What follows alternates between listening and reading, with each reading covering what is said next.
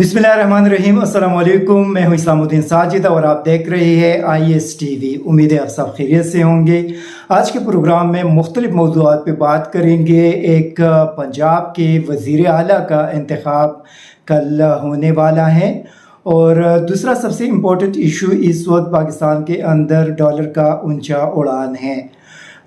तीसरी अहम जो मौजू है वो आज उस पे जिस पे हम बात करेंगे वो पंजाब के अंदर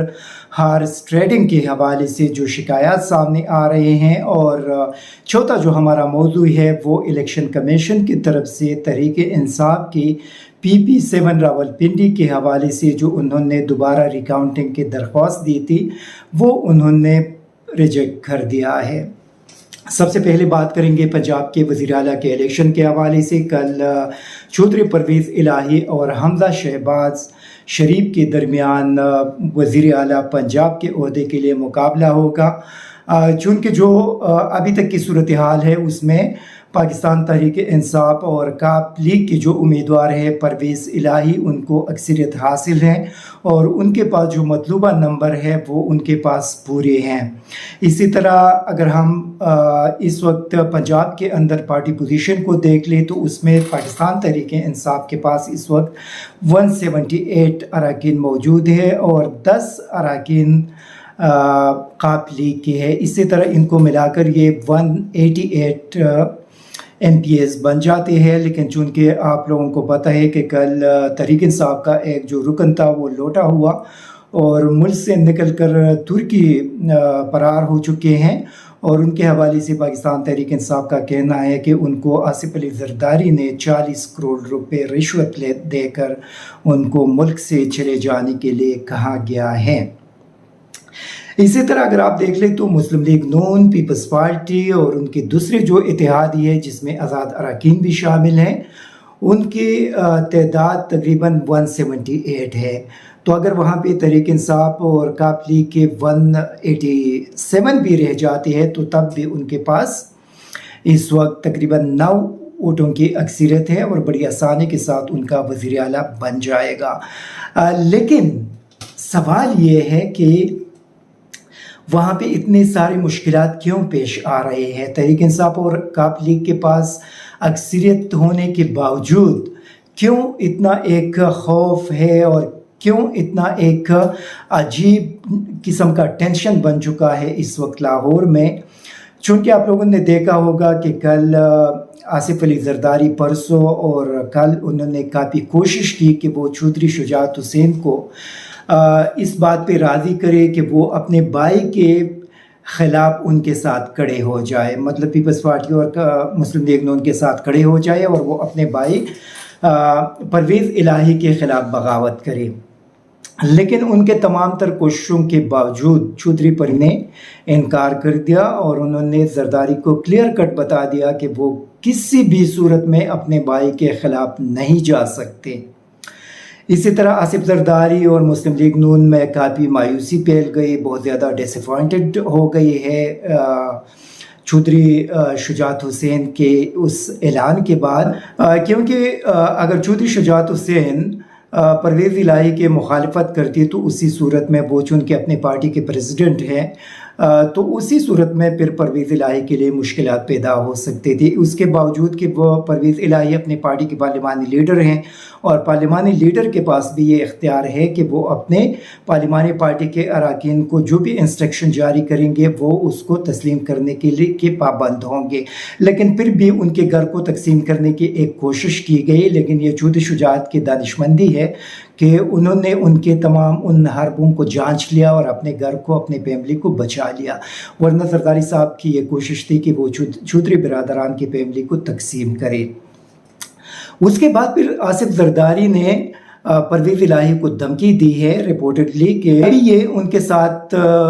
जरदारी की ज़ाती लड़ाई है और ये लड़ाई वो लड़ते रहेंगे। इस स्टेटमेंट के बाद, क्योंकि कल हामिद मीर साहब ने अपने प्रोग्राम में एक ख़त का जिक्र किया और उस ख़त के अंदर ये सारी चीज़ें बताई गई हैं, تو کیا ہو سکتا ہے؟ مطلب کل آپ کچھ بھی آصف زرداری اور مسلم لیگ نون سے ایکسپیکٹ کر سکتے ہیں، کیونکہ اس وقت تحریک انصاف اور کاف لیگ کے تمام اراکین لاہور کے ایک ہوٹل میں مقیم ہیں، اور وہاں سے کل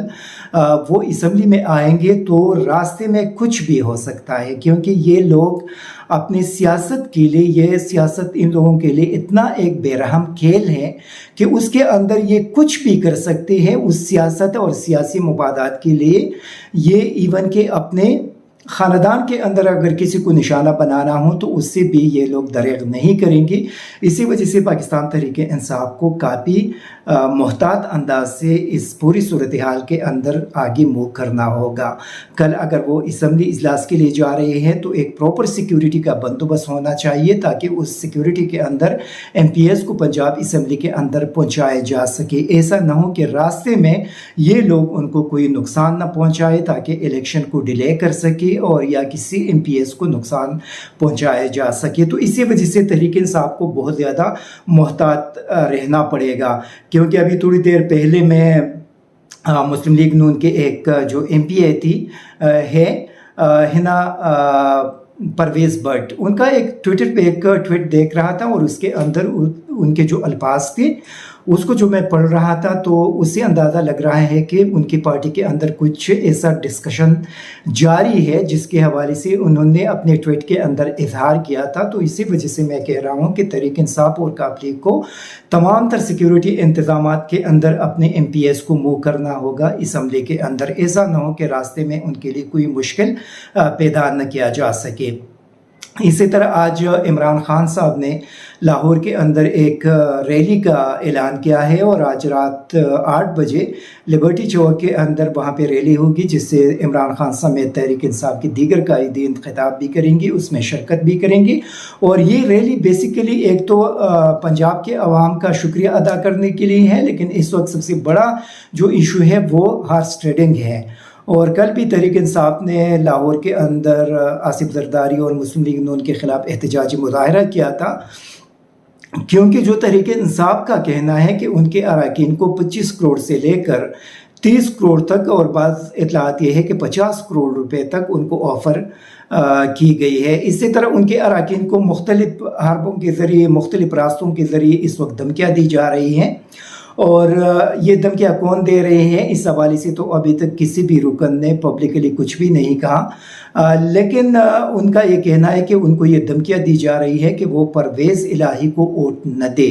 یا تو اسمبلی اجلاس سے غیر حاضر ہو جائے، یا اگر فرض کرے وہاں پہ وہ حمزہ کو ووٹ دیں گے تو وہ کاؤنٹ نہیں ہوگا۔ تو اسی وجہ سے ان کو اسمبلی سے غیر حاضر رہنے کے لیے دھمکیاں دی جا رہی ہے۔ لیکن اب تک تحریک انصاف کے جتنے اراکین ہیں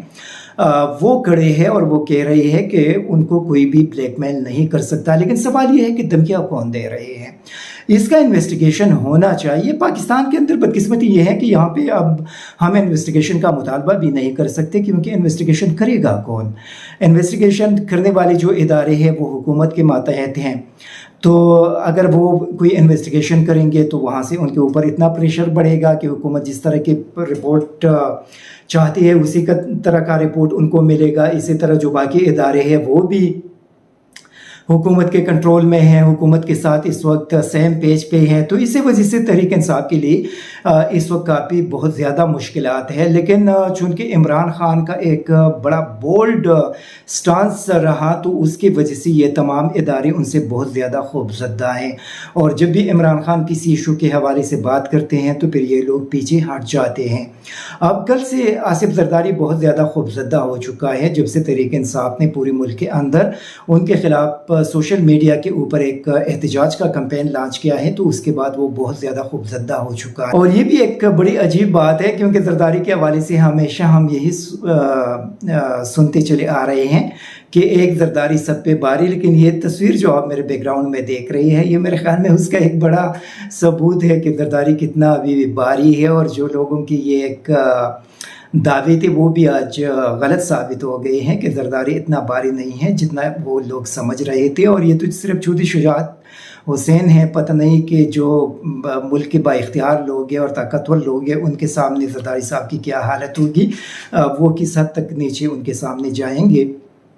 उस पर तो हम बात नहीं करेंगे, लेकिन ये है कि मुल्क के अंदर जो हार्स ट्रेडिंग का खेल जरदारी साहब ने शुरू कर दिया है, ये बहुत बड़ा अफसोसनाक है। इससे पहले खैबर पख्तूनख्वा असम्बली के अंदर सेम इसी सिचुएशन की वीडियो सामने आई थी और वहाँ पे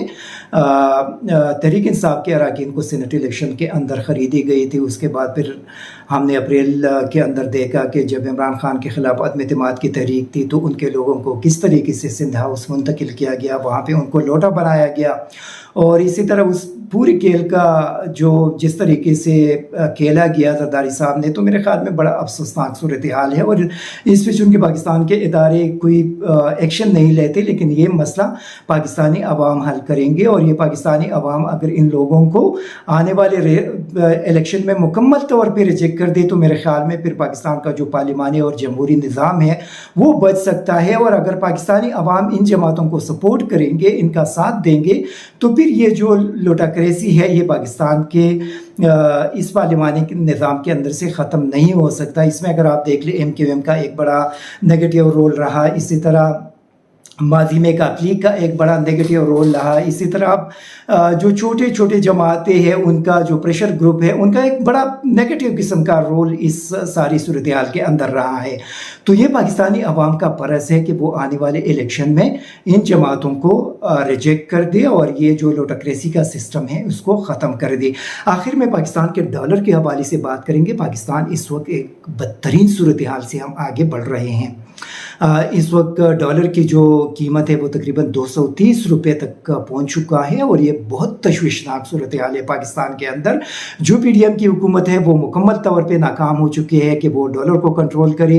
इस वक्त PDM के जो क़ियादत है वो पंजाब के अंदर हमजा शहबाज को बचाने की कोशिशों में मसरूफ़ है और पाकिस्तान को बचाने का उनके पास कोई फिक्र नहीं है। ये एक बहुत तशवीशनाक सूरत हाल है कि ये जो PDM के लोग हैं वो पाकिस्तान को बचाने के बजाय सिर्फ एक शहबाज शरीफ को बेटी को बचाने की फिक्र में लगे हुए हैं और डॉलर उनसे मुसलसल आगे बढ़ता जा रहा है और ये लोग उसको कंट्रोल नहीं कर सकते। इस पे माशी जो